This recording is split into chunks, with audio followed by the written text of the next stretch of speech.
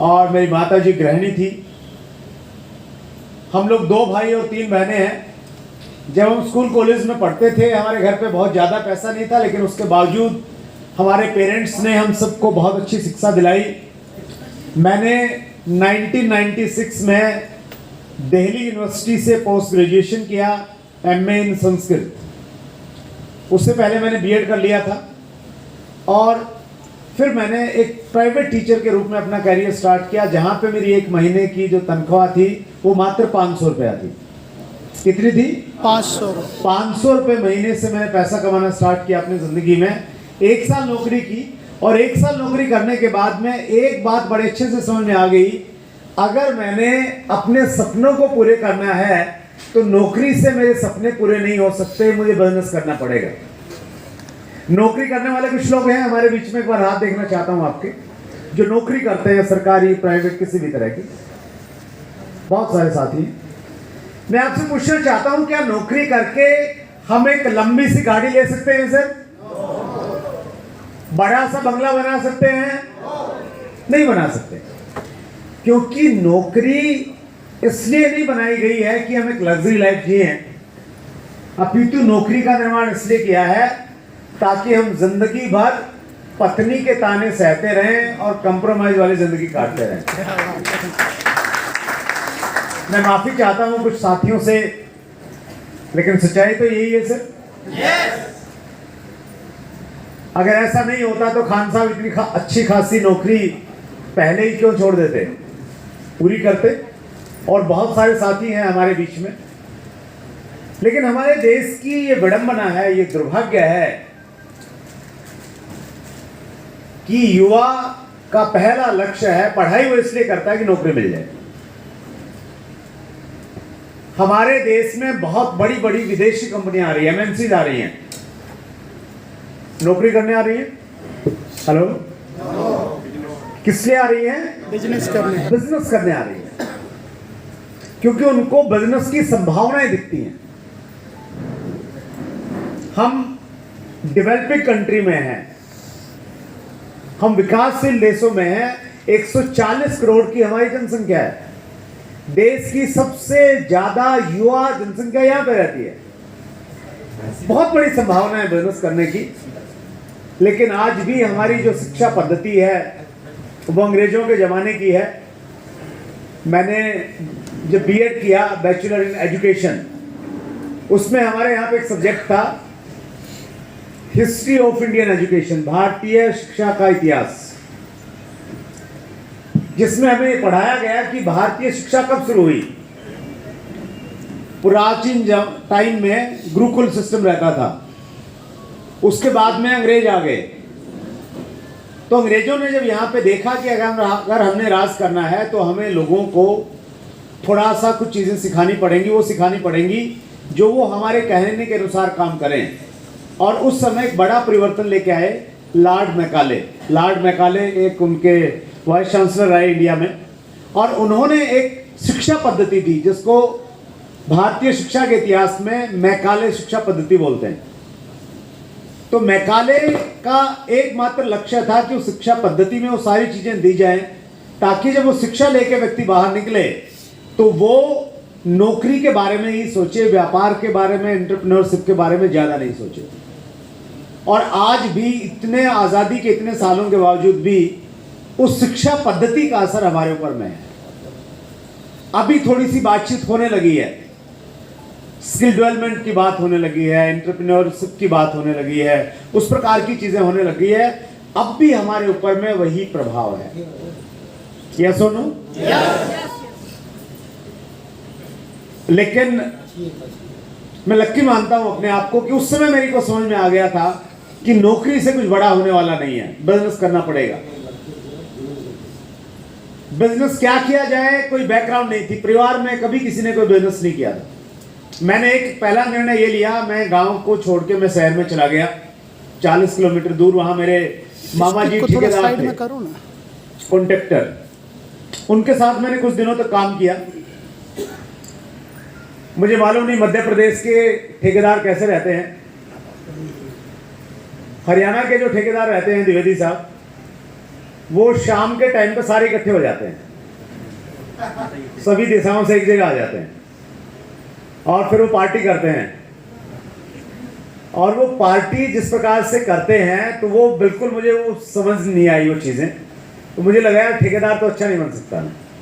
और मेरे मामा जी कहते थे कि अच्छे ठेकेदार के लिए जरूरी है सब करना, नहीं तो अच्छे ठेकेदार नहीं बन पाओगे। तो उन दिनों एक नया बिजनेस स्टार्ट हुआ था, केबल टीवी का बिजनेस। मैंने एज ए केबल ऑपरेटर वो बिजनेस स्टार्ट किया। एक हमने डिश एंटीना लगाया, उसको छतरी बोलते थे हम लोग। 4 फीट बाई 4 फीट उसका साइज रहता था।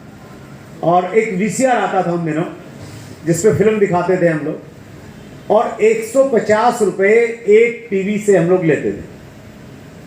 बहुत अच्छा कारोबार था। ये बात कर रहा हूं मैं 96-97 के लगभग की। खूब मेहनत किया, कुछ करने का इच्छा था, पैसा आने लग गया, अच्छा खासा पैसा आ रहा था। जब मैं कंपेयर करता था अपने टीचिंग प्रोफेशन से, मेरे जो साथी अच्छी जॉब में थे, गवर्नमेंट जॉब में थे, उनसे बहुत अच्छा पैसा बना रहा था। लेकिन मुझे संतुष्टि नहीं मिल रही थी। उसकी 2 वजह थी। पहली वजह यह थी कि वहां पे 24 घंटे काम करना पड़ता था। दिन में भी करते, रात में किसी का केबल खराब होता तो लोग घर पे आ जाते, भैया ठीक करके आओ।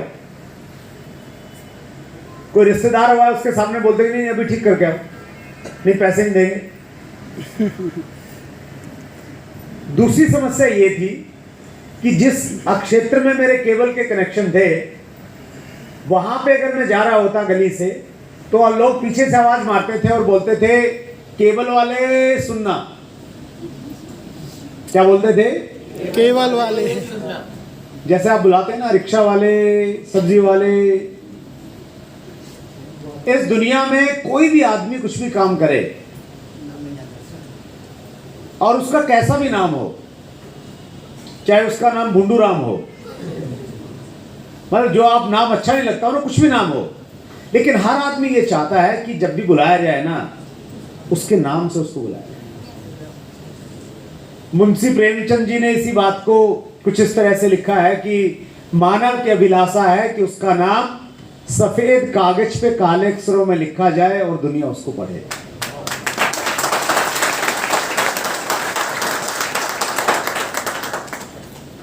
तो ये 2 वजह थी जिसकी वजह से मैं उसमें सेटिस्फाई नहीं था।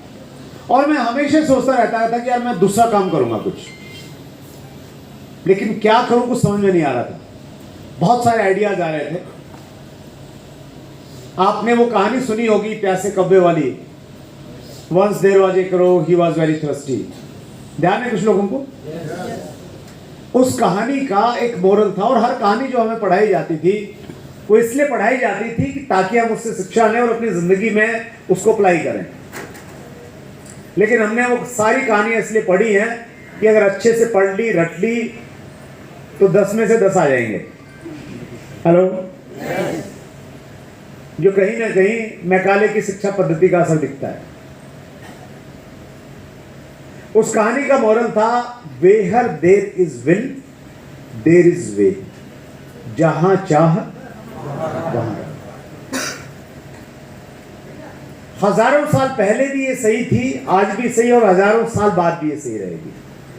अगर आपको किसी भी चीज की सच्ची चाहत जिस दिन पैदा हो जाएगी, ऊपर वाला आपको रास्ता दिखाएगा और आप वहां तक पहुंच जाएंगे।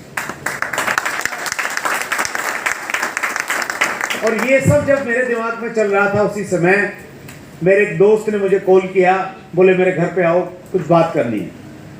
जब मैं उनके घर पे गया तो मैंने देखा 2-3 लोग और वहाँ बैठे हुए हैं, और वहाँ पे कोई बाहर से सज्जन आए हुए थे।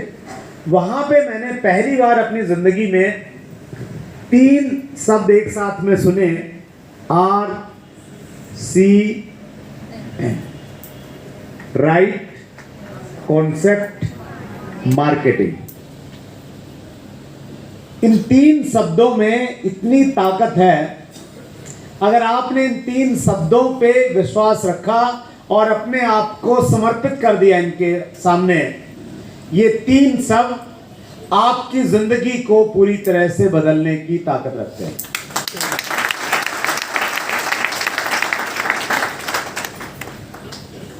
एक कहावत है, बुरा वक्त कब किस व्यक्ति की जिंदगी में किस रूप में आएगा हमें इसका मालूम नहीं चलता। इसके विपरीत भी एक कहावत है, अच्छा वक्त कब किस व्यक्ति की जिंदगी में किस रूप में आएगा इसका भी हमें पता नहीं चलता। क्या बात है सर। आज से 21 साल पहले आरसीएम मेरी जिंदगी में एक अच्छे वक्त के रूप में आया। हम कहते हैं ना, पुण्य कर्मों का उदय हो गया। हेलो,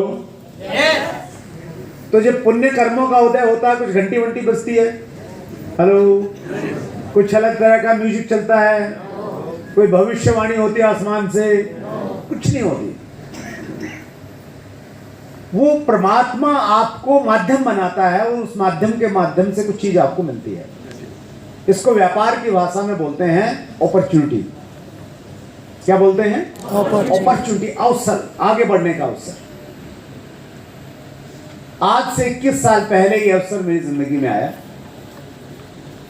मैंने इसको ज्वाइन किया। शुरुआत में मैं बहुत ज्यादा सीरियस नहीं, मेरे भी बहुत सारे क्वेश्चन थे। मुझे भी लगता था कि जब लगता ही कुछ नहीं है तो आएगा कहां से। व्यापार तो बड़ा वो होता ना जहां ज्यादा पैसा लगे। द्विवेदी साहब बड़े बड़े बिजनेस करते हैं, 2 करोड़ 5 करोड़ 10 करोड़ का इन्वेस्टमेंट लगता है तो लगता है बड़ा काम किया है, पेट्रोल पंप लगाया है, फैक्ट्री लगाई है ना। तो यहां लगाई कुछ नहीं, मुझे 1280 रुपए शायद मेरे लगे थे और 1280 में 3 पैंट और 3 शर्ट, नहीं 5 पैंट आती थी उस समय, 5 पैंट बन गई थी मुझे। तो मुझे ये था कि यार बिजनेस कैसे होगा, काम क्या होगा, पैसा कहां से आएगा। तो और जब हम काम नहीं करते ना तो हम बहाने बनाते हैं, यस और नो? यस।